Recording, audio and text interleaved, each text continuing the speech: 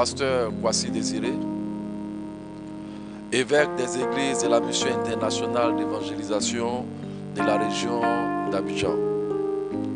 Je voudrais en ce jour partager ce message avec vous. Que la paix de Dieu repose sur vous. Nous prenons notre Bible dans l'évangile de Marc, chapitre 5, versets 21 à 23. Je fais la lecture. Jésus dans la barque regagna l'autre rive. Une grande foule s'assembla près de lui. Il était au bord de la mer. Alors vint l'un des chefs de la synagogue nommé Jairus, qui l'ayant aperçu se jeta à ses pieds et lui adressa cette instance prière. Ma petite fille est à l'extrémité. Viens, impose-lui les mains afin qu'elle soit sauvée et qu'elle vive. Jésus s'en alla avec lui et une grande foule le suivit et le pressa. Dans le verset 35, comme il parlait encore, survint de chez le chef de la synagogue des hommes qui dit: ta fille est morte. Pourquoi importuner davantage le maître? Mais Jésus, sans tenir compte de ces paroles, dit au chef de la synagogue: ne crains pas, crois seulement. Amen. Dans ce texte que nous venons de lire, il est question d'un homme. La Bible déclare qu'il était le chef de la synagogue. Ça veut dire que c'était un paroissien. C'était quelqu'un qui faisait office de connaître Dieu. Mais il a eu un jour dans sa vie où sa fille, son unique, sa seule fille, est tombée malade et la parole déclare qu'elle était à l'extrémité. Cela signifie clairement qu'elle entendait seulement qu'elle meurt. Elle ne recevait plus de soins. Ce monsieur Jairus a entendu parler de Jésus. Mais il faisait partie des gens qui persécutaient Jésus. Il faisait partie des gens qui disaient que Jésus était un imposteur. Mais cependant, au fond de lui-même, il avait entendu que Jésus a guéri des personnes. Jésus a opéré des miracles. Jésus a transformé des vies. Il avait le témoignage. Mais à cause de sa religion, il ne voulait pas tout de suite aller voir Jésus. Mais en cet instant précis, il était maintenant dos au mur. Parce que la médecine n'était plus capable de l'aider. Où il va voir Jésus, sa fille vit, ou il reste dans son orgueil et sa fille meurt. Il a rassemblé ses forces. Il est allé voir Jésus. La parole déclare que lorsqu'il a vu Jésus, il s'est prosterné devant lui. Il a supplié Jésus. Il lui a dit: ma fille unique est malade. Elle est à l'extrémité. Viens, impose-lui les mains afin qu'elle vive et qu'elle soit sauvée. Lorsqu'il a dit cela, Jésus a dit à Jairus: lève-toi et allons ensemble. Je voudrais dire que le Seigneur est trop responsable de nous. Lorsque nous donnons notre vie au Seigneur, il fait réellement route avec nous. Parce qu'il sait ce qui nous attend en chemin. Et voici qu'en chemin, la parole dit que les gens qui venaient de la maison du chef de la synagogue sont venus trouver Jairus et ils lui ont dit: ce n'est plus la peine d'importuner le maître. Ta fille unique n'est plus. Et vous voyez, mes bien-aimés, quand quelqu'un est malade, on espère qu'il va guérir. Quand quelqu'un est même dans le coma à l'hôpital, on croit qu'il pourrait être guéri un moment à l'autre. Quand quelqu'un fait un accident, quel que soit l'état critique, lorsqu'il est encore en train de respirer, on se dit: il y a encore une solution. Mais lorsque la personne meurt, c'est la fin de toute espérance. Et ils sont venus dire à Jairus: ce n'est plus la peine. Ta fille unique est morte. La Bible dit, Jésus, sans tenir compte de ses paroles, a dit au chef de la synagogue, Jairus, ne crains pas, crois seulement. Face à la situation que nous traversons aujourd'hui dans ce monde, la parole de Dieu pour nous est celle-là. Ne crains pas, crois seulement. Jairus était troublé, mais Jésus savait lui-même que dans la marche, il allait entendre des nouvelles qui allaient troubler sa foi, qui allaient embrouiller son espérance. Il a dit à Jairus, ne crains pas, crois seulement. Je veux te dire en ce jour, le diable est incapable d'accéder à ta vie. La seule manière pour le diable d'accéder à ta vie, c'est de te donner de mauvaises pensées. C'est par tes pensées que le diable peut accéder à ta vie. C'est pourquoi la Bible dit, garde tes pensées que toute autre chose. Fais très très attention, mes bien-aimés, à la peur. Nous devons faire très attention à la peur. Parce qu'en réalité, la peur, ce n'est pas une simple émotion. La peur est un esprit. La parole déclare que Dieu ne nous a pas donné un esprit de timidité, mais un esprit de force et de puissance. C'est pourquoi tu dois faire très attention aujourd'hui à ce que tu entends dans les médias. Parce que tous ceux qui manipulent les médias manipulent aussi les esprits. Ce que nous entendons, ce que nous voyons, influence notre vie certainement. Je veux te dire ce matin, la peur est un piège. Le Seigneur dans ta marche avec toi, il te dit une seule chose, ne crains pas, crois seulement. Mon message pour cette heure à l'église de Dieu et pour le monde, c'est ne crains pas, crois seulement. Dieu est trop fidèle pour abandonner ceux qui espèrent en lui. Dieu est trop fidèle pour délaisser ses enfants. Il te dit ce matin, ne crains point, crois seulement. Je veux te dire en ce jour que Job a dit, c'est ce que je crains, c'est ce qui m'arrive. En réalité, la peur donne l'accès à Satan dans notre vie. Mais si tu surmontes toutes ces choses par la foi, espère en l'Éternel, espère en Dieu, mets en lui ta confiance et il agira. Quand nous voyons dans tous les temps, depuis l'époque de la Bible, nous voyons que les lois des nations ont été toujours contre les lois du royaume. Au temps même de Pharaon, il avait défendu les enfants d'Israël d'aller adorer Dieu. Au jour de Nebuchadnezzar, il a fait une statue à Babylone. Il a dit à tous ceux qui étaient là-bas à Babylone d'adorer la statue. Le peuple d'Israël, le peuple de Dieu aussi était en captivité. Et voici les consignes que le roi annonce en ce temps. Il dit qu'à partir de maintenant, lorsqu'ils vont entendre le son de la trompette du chalumeau, tout le monde doit se prosterner pour adorer la statue. Et la personne qui ne va pas adorer la statue sera jetée dans la fournaise ardente. La parole est partie partout dans la province de Babylone. Et voici, mes bien-aimés, lorsqu'on sonnait la statue, il y avait des personnes qui espéraient en l'Éternel, qu'ils savaient que c'était devant l'Éternel. Celui qui a fait le ciel et la terre, c'était devant lui seul qu'on pouvait fléchir les genoux, mais pas devant un autre Dieu. Pendant le son de la trompette, il ne se prosternait pas. Et lorsque la nouvelle est allée chez le roi a demandé quelles sont ces personnes. On a parlé de Shadrach, Meshach et Abednego.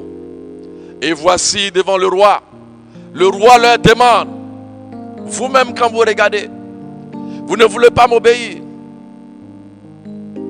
Qui pourra vous délivrer de mes mains? Et la question du plus profond de leur cœur, devons-nous obéir à Dieu ou devons-nous obéir à l'homme? Ils ont dit au roi, nous ne pourrons jamais nous prosterner devant un homme, devant une statue. L'Éternel est notre Dieu. Et voici en même temps qu'ils ont sonné la trompette, les 3 hommes étaient debout arrêtés et ils ne se sont pas prosternés. Et voici le roi a ordonné qu'on les lance, qu'on les jette dans la fournaise de feu. On les a amenés dans la fournaise. Et ils ont vu qu'en plus de ces 3 hommes, il y avait encore une 4e personne qui avait un visage rayonnant, un visage de fils de Dieu, un visage différent des visages qu'on voit sur ce monde. C'était l'Éternel Dieu, celui qui nous a fait la promesse. Et pendant qu'ils étaient en train de s'entretenir dans la fournaise de feu, et tous ont constaté que leurs vêtements, leurs chaussures, rien ne brûlait sur eux. Ils n'avaient senti même pas la brûlure. Ils ont vu que s'ils devaient faire même un mois là-bas, ça n'allait rien changer. Le roi a ordonné qu'on la fasse sortir. Et pendant qu'il sortait, la flamme même de la fournaise a brûlé les personnes qui les ont mis dedans. C'est pour vous dire, mes bien-aimés, en ce jour, croyez en Dieu. Mettez votre espérance en Jésus-Christ. La peur, c'est la foi au diable. La peur, c'est un piège. C'est pourquoi le Seigneur a dit, ne vous inquiétez de rien. Aujourd'hui, toutes ces personnes qui manipulent les médias ont pour but d'envoyer la terreur sur la terre, la peur sur la terre, afin que tout ce qu'ils vont dire, que les gens obéissent à cela. Mais je voulais attirer votre attention. Toutes ces choses, le Seigneur nous a annoncé. Il nous a dit que votre cœur ne se trouve point. Croyez en moi et croyez en Dieu. Mais bien aimés, la peur nous met dans la servitude. La peur nous met dans une prison. La peur nous dépouille de toute espérance. C'est pourquoi je vais te dire ce matin, bâtis ta foi. Bâtis ta foi par la parole de Dieu. Bâtis ta foi dans la prière. Espère en l'Éternel. Vous voyez, aujourd'hui, nous sommes à la veille de la Pâque. Il y a des personnes qui ont déjà mis des poulets, des moutons dans les cases, où ils ont attaché des poulets, des moutons. Ils les nourrissent bien. Pourquoi? Parce que dans peu de temps, c'est la Pâque. Ils vont les tuer ou bien ils vont les vendre. C'est la stratégie commerciale. Je vais vous dire quelque chose. La peur est pareille. La peur te met dans une prison. Quand le diable veut attacher quelqu'un, il met la peur dans son cœur. Quand le diable veut emprisonner une personne, il met la peur dans son cœur. Et une fois que la peur a pris racine en toi, tu es dans une case. Tu es attaché, attendant le jour où tu vas mourir. Mes bien-aimés, regardez un peu la peur qui est jetée aujourd'hui en Afrique par rapport à ce qu'on est en train de dire. Et voici encore, quand on nous propose de nous envoyer des vaccins et des traitements, quelque chose que nous-mêmes nous n'avons pas encore entendu, qu'eux-mêmes ils ont vaincu dans leur pays, et ils envoient des vaccins à nous. Mais bien aimé, tout ça c'est des stratégies de destruction. Comme si quelqu'un a un poulet, un mouton, qu'il est en train d'engraisser. Soit c'est pour qu'il soit gras, pour qu'il puisse manger bien la chair, ou alors pour qu'il soit vendu plus cher. Ne vous trompez pas. Jésus-Christ de Nazareth est la solution à l'humanité. Jésus-Christ de Nazareth est le vrai berger. Jésus-Christ de Nazareth est le rocher de notre foi. Jésus a dit à Jairus, ne crains pas, crois seulement. Et lorsqu'ils sont arrivés dans la maison de Jairus, une foule était en train de crier, pleurer. C'était la désolation. Quand Jésus est entré, il a vu le monde brûlant. Il a simplement dit, pourquoi tous ces bruits? Aujourd'hui encore, quand Jésus nous regarde, c'est la même parole qui sort. Pourquoi tous ces bruits? Pourquoi toutes ces inquiétudes? N'était-ce pas dit que si tu crois, tu verras la gloire de Dieu? Jésus a dit, la petite n'est pas morte, mais elle dort. Je vais la réveiller. Et ce jour-là, les médecins avaient fait une très grande découverte.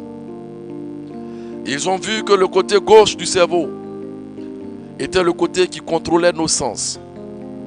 Le toucher, l'odorat, l'ouïe, le goûter. Et ces choses-là étaient contrôlées par le côté gauche du cerveau.